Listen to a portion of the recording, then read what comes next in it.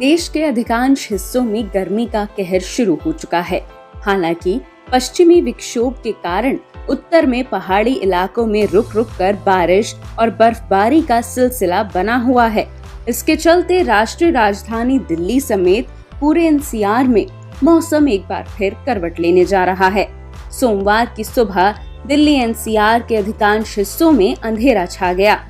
मौसम विभाग का अनुमान है कि आज दिल्ली एनसीआर में तेज हवाओं के साथ झमाझम बारिश हो सकती है। इसके साथ ही दिल्ली वालों को गर्मी से राहत मिलेगी।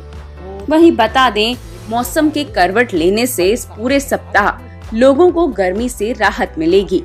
इसके अलावा आज और कल पंजाब, हरियाणा, दिल्ली, चंडीगढ़, पूर्वी राजस्थान, पश्चिमी उत्तर प्रदेश और पश्चिमी राजस्थान में तेज गरज के साथ ओले गिरने की भी संभावना है। सेंट्रल एजेंसी का इस प्रकार से मिसयूज करके महाराष्ट्र में अगर कोई राष्ट्रपति शासन लगाने की अगर कोशिश कर रहे तो मैं उनको एक चेतावनी दे रहा हूं, जो आग लगेगी उसमें आप झुलस जाएंगे।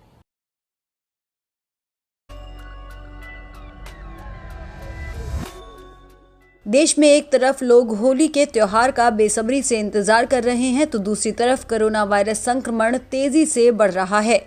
देश में हर रोज आने वाले नए मामलों का आंकड़ा अब 50,000 की ओर बढ़ता नजर आ रहा है। केंद्रीय स्वास्थ्य मंत्रालय के अनुसार देश में बीते 24 घंटों में कोरोना वायरस के 46,951 नए मामले सामने आए और इस दौरान देश में 212 लोगों की मौत हो गई।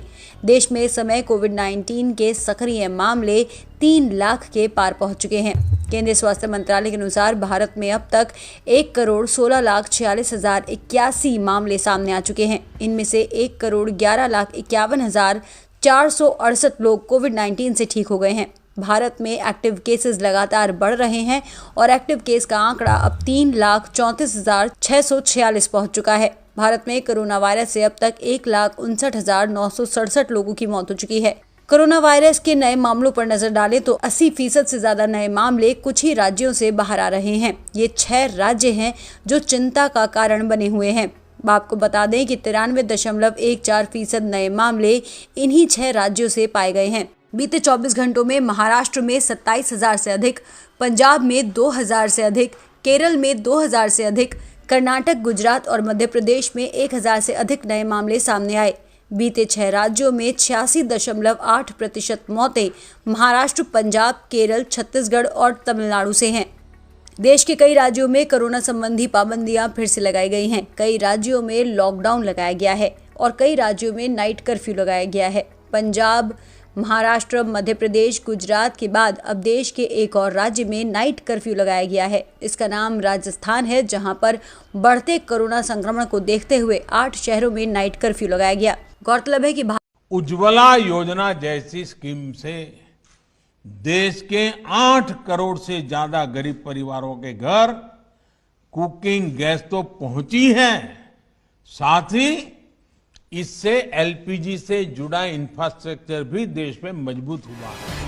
नरेंद्र मोदी जी, ये बात कहने से पहले आपको तथ्यों और जमीनी हकीकत पर गौर करना चाहिए था। सर्वे में ये बात खुलकर सामने आई है कि उज्ज्वला योजना के अंतर्गत गैस सिलेंडर लेने वाले 85% लोग फिर से लकड़ी और गोबर के कंडे पर खाना बनाने को मजबूर हैं, क्योंकि तथ्यों को छुपाकर किस्तों पर उन्हें जो गैस सिलेंडर दिए गए थे, जिसकी कीमत हजारों में है। राष्ट्रीय परिवार स्वास्थ्य सर्वेक्षण में यह हकीकत सामने आई है कि अभी भी लकड़ी और गोबर के कंडे अधिकतर परिवार इस्तेमाल कर रहे हैं।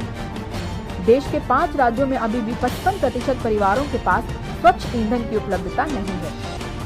डाटा के मुताबिक भाजपा शासित राज्यों जैसे असम और बिहार में क्रमशः 42% और 38% परिवारों के पास ही स्वच्छ ईंधन की उपलब्धता है। ग्रामीण क्षेत्रों की हालत और भी बदतर है। गुजरात में सिर्फ 46% ग्रामीण परिवारों को ही स्वच्छ ईंधन उपलब्ध है। नरेंद्र मोदी जी, सिर्फ बातों से देश को आप बेवकूफ नहीं बना सकते। देश की जनता आपकी हकीकत जान चुकी है।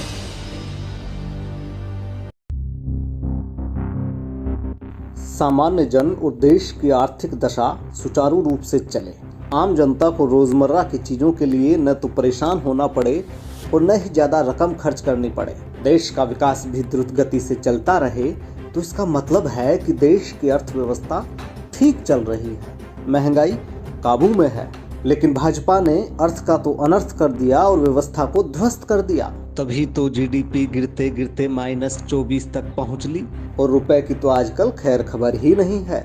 बेरोजगारी ने तो कई दशकों का रिकॉर्ड तोड़ दिया और ऐसा रिकॉर्ड तोड़ा कि नए रोजगार तो दूर, जो थे वही छिन गए।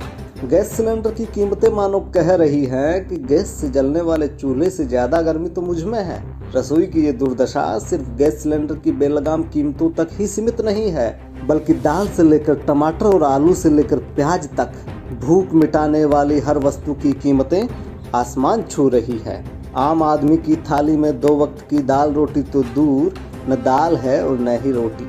कुल मिलाकर जिस जीडीपी को चढ़ना चाहिए था वो गिर रही है और जिस महंगाई को घटना चाहिए था वो बढ़ रही है। और अर्थव्यवस्था का जिम्मा जिन वित्त मंत्री जी के पास है वो लहसुन प्याज नहीं खाकर महंगाई का निदान ढूंढ रही है।